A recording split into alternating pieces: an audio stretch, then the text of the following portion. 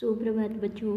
आज हम कक्षा 8 का इतिहास विषय का पाठ 2 व्यापार से साम्राज्य तक कंपनी की सत्ता का आगे का प्रकरण विलय नीति और कंपनी की फौज, इसके बारे में पढ़ेंगे। इससे पहले हमने देखा था कि कैसे कंपनी पूर्व दिशा में आई थी भारत में व्यापार करने के लिए, और व्यापार से वो युद्धों तक पहुँचे। और सबसे पहले उन्होंने भारत में प्लासी की लड़ाई, इनका ये पहला युद्ध था जो कि 1756 में बंगाल के नवाब सिराजुद्दौला के साथ हुआ, और ये उनके लिए महत्वपूर्ण था क्योंकि इसमें इनको विजय हासिल हुई थी। ये कंपनी की पहली जीत थी।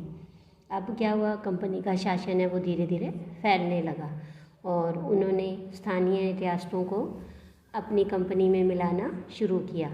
उन्होंने मैसूर, पंजाब, बंगाल, इस तरह से काफ़ी सारी भारत की देसी रियासतों को अपने अंदर अपनी कंपनी में ब्रिटिश शासन के अंदर मिला लिया। अंत में उन्होंने पंजाब के अंदर भी पंजाब रियासत को अपने अधिग्रहण किया। अधिग्रहण मतलब उसको अपने अंदर अपने शासन में मिला लेना। और इस तरह से कंपनी के कई युद्ध हुए, जिसमें से उनकी मराठों से भी पानीपत में 3 बार हुई, मैसूर से, टीपू सुल्तान से 4 बार युद्ध हुआ उनका। इस तरह से वो करते करते क्या हुआ कि अब उनकी जो भारत के अंदर विलय नीति है, यानी इन रियासतों को कंपनी में मिलाना, ये इनकी विलय नीति बढ़ने लगी। तो ये विलय नीति क्या बनाई इन्होंने, तो ये देख लेते हैं हम कि अधिग्रहण की आखिरी लहर 1848 से 1856 के बीच गवर्नर जनरल लॉर्ड डलहौजी के शासनकाल में चली। तो विलय नीति किसके काल में? लॉर्ड डलहौजी के काल में। लॉर्ड डलहौजी ने एक नई नीति अपनाई जिसे विलय नीति का नाम दिया। यह सिद्धांत इस तर्क पर आधारित था कि अगर किसी शासक की मृत्यु हो जाती है और उसके कोई पुरुष वारिस नहीं है, यानी उसके कोई बेटा नहीं है, तो उसकी रियासत हड़प कर ली जाएगी, यानी कंपनी के भूभाग का हिस्सा बन जाएगी। और इसी सिद्धांत के आधार पर एक के बाद एक कई रियासतें, सतारा, संबलपुर, उदयपुर, नागपुर, झांसी, इन सब पर अंग्रेज़ों ने अपना कब्जा कर लिया। तो सबसे महत्वपूर्ण प्रश्न इसमें यही बनता है कि विलय नीति किसने चलाई, कब चलाई? तो ये लॉर्ड डलहौजी ने चलाई, और 1848 से 56 के बीच में। तो आखिरकार 1856 में कंपनी ने अवध को भी अपने नियंत्रण में ले लिया। और अब इन्होंने अंग्रेज़ों ने एक नया तर्क दिया, और उन्होंने क्या कहा? उन्होंने ये बोला कि अवध की जनता को नवाब के कुशासन से आज़ाद कराने के लिए हम कर्तव्य से बंधे हुए हैं, और इसलिए हम अवध पर कब्जा करने को मजबूर हैं। और अब अपने प्रिय नवाब को इस तरह से गद्दी से हटाया गया, तो उसे देखकर लोगों में गुस्सा भड़क उठा, और अवध के लोग भी 1857 की इस महान क्रांति में शामिल हो गए। तो यहाँ देखिए, ये 3 मानचित्र हैं भारत के, और ये जो आपको पीला कलर दिख रहा है ये अंग्रेज़ों का शासन है। तो कैसे वो पहले पूर्व दिशा में कलकत्ता में यानी बंगाल में आए, फिर उन्होंने इधर मैसूर जो वर्तमान हैदराबाद में है यहाँ पर इसको अधिग्रहण किया।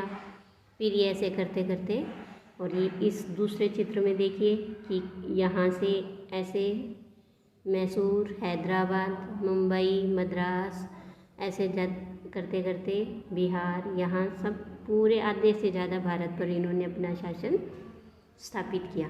इसके बाद देखो ये यहाँ पर लाहौर और लगभग पूरे भारत पर इन्होंने, ये 1857 के अंदर उन्होंने लगभग पूरे भारत की देसी रियासतों को अधिग्रहण कर लिया, यानी अपने ब्रिटिश शासन में विलय कर लिया।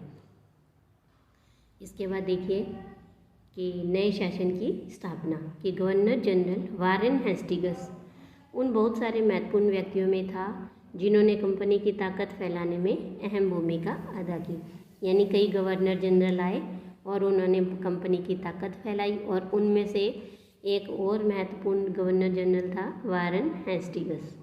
वारेन हेस्टिंग्स के समय तक आते आते कंपनी न केवल बंगाल बल्कि मुंबई और मद्रास में भी सत्ता हासिल कर चुकी थी। ब्रिटिश इलाकों पे हैं वो मोटे तौर पर प्रशासनिक इकाइयों में बंट गए थे और इन प्रशासनिक इकाइयों को कहते थे प्रेसिडेंसी। उस समय भारत के अंदर 3 प्रेसिडेंसी थी, बंगाल, मद्रास और मुंबई, और हर एक का गवर्नर होता था और सबसे ऊपर यानी गवर्नर से भी ऊपर होता था गवर्नर जनरल। तो वारेन हेस्टिंग्स है, ये गवर्नर जनरल था और इसने कई प्रशासकीय सुधार भी किए और न्याय के क्षेत्र में भी इसने काफ़ी सुधार किए।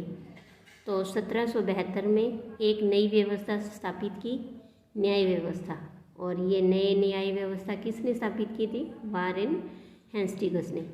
इस व्यवस्था में ये प्रावधान रखा गया कि हर जिले में 2 अदालत होगी, एक फौजदारी और दूसरी दीवानी, और दीवानी अदालतों के मुखिया यूरोपीय जिला कलेक्टर होते थे।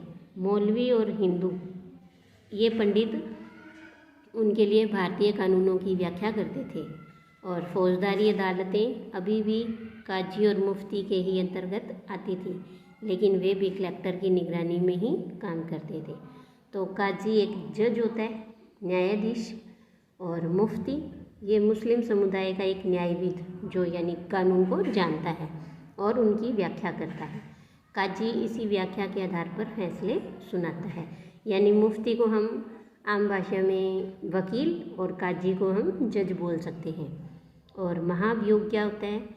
ये देखो, जब इंग्लैंड के हाउस ऑफ कॉमन्स में किसी व्यक्ति के खिलाफ दुराचरण का आरोप लगाया जाता है तो हाउस ऑफ लॉर्ड्स यानी ये संसद का ऊपरी भाग होता है, उसके अंदर उस व्यक्ति के खिलाफ मुकदमा चलता है और उसे ही महाभियोग कहा जाता है। यानी संसद के अंदर जो मुकदमा चलता है उसे महाभियोग कहा जाता है। तो ये देखो, ये एक चित्र दिख रहा है आपको, ये है 1789 का। जब वारेन हेस्टिंग्स 1785 में इंग्लैंड लौटा तो एडमंड बर्के ने उस पर बंगाल का शासन सही ढंग से न चलाने का आरोप जड़ दिया, और इस आरोप के चलते हेस्टिंग्स पर ब्रिटिश संसद में महाभियोग का मुकदमा चलाया गया और ये मुकदमा 7 साल तक चला था। इसके बाद देखो कि अब एक बड़ी समस्या यह थी कि ब्राह्मण पंडित धर्मशास्त्र की अलग अलग व्याख्या अलग अलग हिसाब से स्थानीय कानूनों की अलग अलग व्याख्या कर देते थे, यानी जो भी पंडित है वो अलग अलग अपना कानून बताते थे। तो इस भिन्नता को ख़त्म करने के लिए और समानता लाने के लिए 1775 में 11 पंडितों को भारतीय कानूनों का एक संकलन तैयार करने का काम सौंपा गया कि यानी आप जो भी हम आपके भारतीय कानून हैं उनका एक सूची या उनका एक ब्यौरा तैयार कर दीजिए। तो NB होल्डेहेड ने इस संकलन का अंग्रेजी में अनुवाद किया और 1778 तक यूरोपीय न्यायाधीशों के लिए मुस्लिम कानूनों की भी एक संहिता तैयार कर ली गई और 1773 के रेगुलेटिंग एक्ट के तहत एक सर्वोच्च न्यायालय की स्थापना की गई। इसके अलावा कलकत्ता में अपीलीय अदालत और सदर निजामत अदालत की भी स्थापना की गई। भारतीय जिलों में कलेक्टर सबसे बड़ा ओहदा यानी पद होता था। जैसा कि नाम से ही पता लगता है, कलेक्ट करना यानी इकट्ठा करना। तो इस कलेक्टर का मुख्य काम होता था लगान और टैक्स को इकट्ठा करना। न्यायाधीशों, पुलिस अधिकारियों और दारोगा की सहायता से जिले में कानून व्यवस्था बनाए रखवानी होती थी और इसका कार्यालय कलेक्ट्रेट सत्ता और संरक्षण का केंद्र बन गया था, जिससे पुराने सत्ता केंद्रों को हाशिए पर ढकेल दिया गया। अब कंपनी की फौज की कंपनी के साथ भारत में शासन और सुधार के नए विचार तो आए, लेकिन उसकी असली सत्ता सैनिक ताकत में ही थी, यानी सैनिक नहीं होंगे तो राजा क्या कर सकता था। इसी तरह से कंपनी की जो मेन ताकत थी वो सैनिक थी। तो फौज मुख्य रूप से घुड़सवार यानी जो घोड़े पर चलता है उसे कहते हैं घुड़सवार, और पैदल सेना थी। तो यानी कंपनी की फौज में या तो घुड़सवार और पैदल सैनिक होते थे। उनके तीरंदाजी और तलवारबाजी का प्रशिक्षण दिया जाता था। सेना में सवारों का दबदबा रहता था, यानी जो घोड़े पर बैठा होता था वो थोड़ा अपना दबदबा रखते थे। और मुग़ल साम्राज्य को एक विशाल पेशेवर प्रशिक्षण वाली पैदल सेना की ज़रूरत महसूस नहीं होती थी। ग्रामीण इलाकों में सशस्त्र किसानों की बड़ी संख्या थी। जमींदार और मुगलों को ज़रूरत पड़ने पर पैदल सिपाही मुहैया कराते थे। यानी जो जमींदार वगैरह हैं, अगर मुग़लों को युद्ध करने के लिए ज़रूरत होती तो वो उन्हें अपने पैदल सिपाही दिया करते थे। तो 18वीं सदी में जब अवध और बनारस जैसी रियासतों में किसानों को भर्ती करके उन्हें पेशेवर सैनिक ट्रेनिंग दी जाने लगी तो यह सूरत बदलने लगी। ईस्ट इंडिया कंपनी ने जब अपनी सेना के लिए भर्ती शुरू की तो उसने भी यही तरीका अपनाया और अंग्रेज अपनी सेना को सिपाही, यानी कि जो हम हिंदी में बोलते हैं सिपाही, उसी से ही बना है, तो अंग्रेज अपनी सेना को सिपाही आर्मी कहते थे।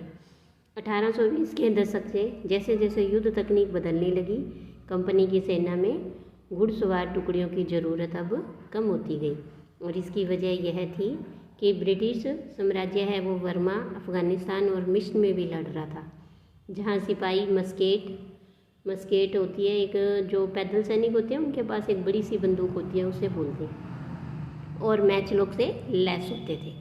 और मैचलॉक होती है कि जो शुरू में एक ऐसी बंदूकें आती थी जिसमें बारूद डाल करके उस बारूद को माचिस दिखानी होती थी, फिर वो बंदूक चलती थी, तो उसे मैचलॉक कहते हैं। तो कंपनी की सेना के सिपाहियों की बदलती सैनिक आवश्यकताओं का ध्यान रखना पड़ता था और अब उसकी पैदल टुकड़ी ज़्यादा महत्वपूर्ण होती जा रही थी। 19वीं सदी की शुरुआत में अंग्रेज एक समरूप सैनिक संस्कृति विकसित करने लगे। सिपाहियों को यूरोपीय ढंग से ट्रेनिंग देना, अभ्यास करवाना और अनुशासन सिखाया जाने लगा, क्योंकि कंपनी की फ़ौज में कौन होते थे? भारतीय किसान।